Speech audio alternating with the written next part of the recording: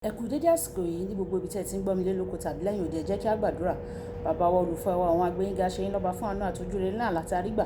Arúgbó fún oore ọ̀fẹ́ láti rí ọjọ́rú àkọ́kọ́ nínú oṣù ìkejìlá.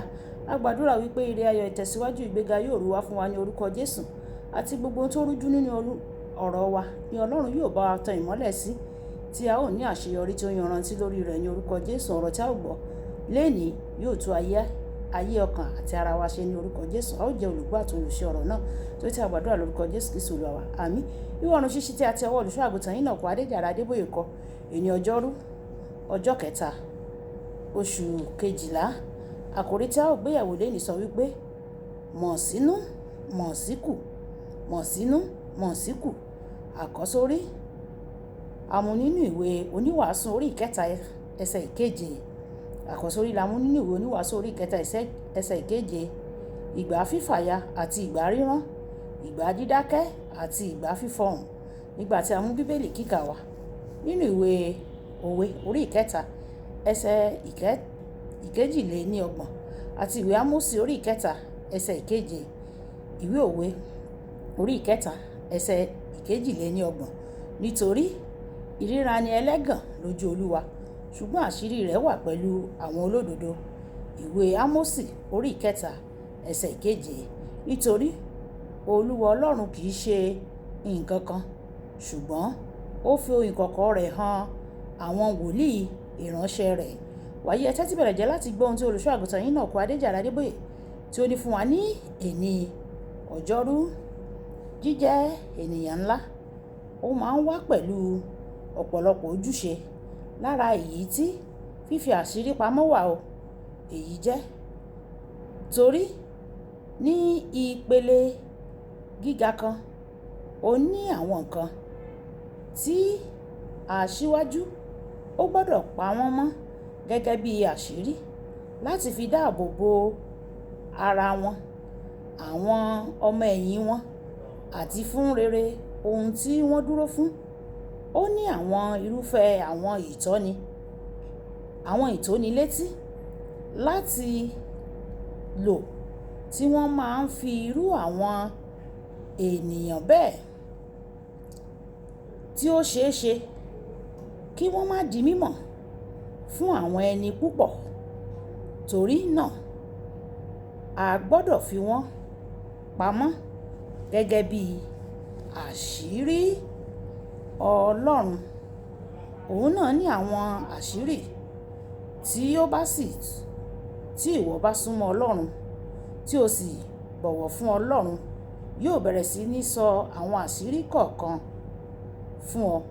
Ẹ̀wẹ̀ tí o bá wá ń lọ káàkiri wàyí láti sọ fún gbogbo ènìyàn àwọn nǹkan tí ó sọ fún ọ láì gba ìyọ̀ǹda lọ́wọ́ rẹ̀ kí o tó ṣe bẹ́ẹ̀, má jẹ́ kí ó yà ọ́ lẹ́nu o. Nígbà tí ìwọ kò bá gbọ́ àwọn àṣírí kankan láti ẹnu rẹ̀ mọ́, nígbà tí Ọlọ́run bá sọ nǹkan fún ọ tí ó sì sọ fún ọ kí o má ṣe sọ fún ẹnikẹ́ni, pa ẹnu rẹ mọ́. Yóò sì fi àwọn àṣírí mìíràn pamọ́ sí ọ lọ́wọ́ sí. Mo gbàdúrà pé ìwọ yóò súnmọ́ Ọlọ́run gidigidi débi pé yóò bẹ̀rẹ̀ sí ní sọ àwọn àṣírí rẹ̀ fún ọ ní orúkọ Jésù. Ìbí àti dídàgbàsókè Jésù Kristi ó nílò ìpele àwọn àṣírí kan tó jẹ́ pé ká ní Màríà jẹ́ oníkóbókòbó ni, ìbá ti fi Jésù wéwu láti ìbẹ̀rẹ̀ pẹ̀pẹ̀ ayé rẹ̀. Gẹ́gẹ́ bí onígbàgbọ́, kì í ṣe ohun gbogbo tí Ọlọ́run bá sọ fún ọ ni ìwọ yóò sọ fún àwọn ènìyàn. Àwọn nǹkan wà tí Ọlọ́run máa sọ fún ọ tí ó sì wà fún etí ìwọ nìkan ṣoṣo. Ìwé orin Dáfídì orí 25 ẹsẹ̀ 14 wípé àṣírí Olúwa ó wà pẹ̀lú àwọn tí ó bẹ̀rù rẹ̀, yóò sì fi wọ́n mọ májẹ̀mú rẹ̀. Ìdí kan pàtàkì tí Ọlọ́run fi àṣírí pamọ́ ni pé kò fẹ́ kí èṣù mọ ohun tí òun fẹ́ ṣe. Èṣù lè gbìyànjú láti wòye ohun tí Ọlọ́run fẹ́ ṣe nípa wíwo ohun tí ó ń ṣẹlẹ̀, ṣùgbọ́n ní ọ̀pọ̀ ìgbà kì í jánà o, àti pé ó sì máa ń padà ran Ọlọ́run lọ́wọ́ láti mú èrèdí rẹ̀ ṣẹ.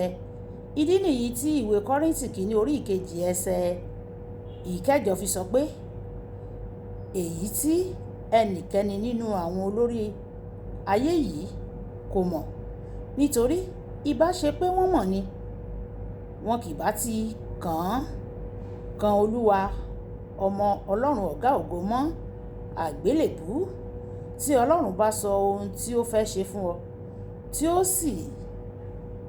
ó sì wá lọ kéde rẹ̀ káàkiri fún gbogbo àwọn ènìyàn, ó lè máa fún èṣù ní àwọn ìtónilétí tó yẹ kí ó má mọ̀.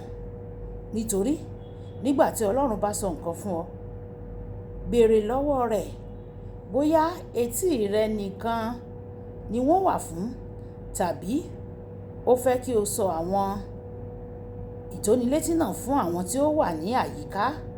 Tí ó bá sọ pé etí rẹ nìkan ni wọ́n wà fún o, àti pé o kò gbọ́dọ̀ sọ fún àwọn ẹlòmíràn, jọ̀wọ́ mọ ìtónilétí náà sí inú ara rẹ. Ọ̀rọ̀ àgbéyẹ̀wò: ǹjẹ́ Ọlọ́run lè fi àwọn àṣírí rẹ̀ pamọ́ sí ọ lọ́wọ́ bí? Ìjà sọ pé bàbá mi, Olúwa ṣe mí ní kòríkòsùn rẹ̀, ṣe mí ní ọ̀rẹ́ rẹ̀, kí o lè máa fi àṣírí rẹ̀ pamọ́ sí mi lọ́wọ́.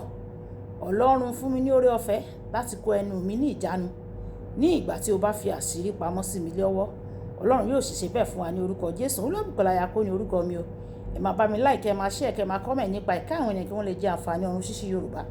Ẹ ṣé tẹ́ ń tẹ́tí sí ọ̀run ṣíṣí Yorùbá o. Ọlọ́run yóò tẹ́tí sí igbe àti ẹ̀bẹ̀ yín. Ó dàbọ̀.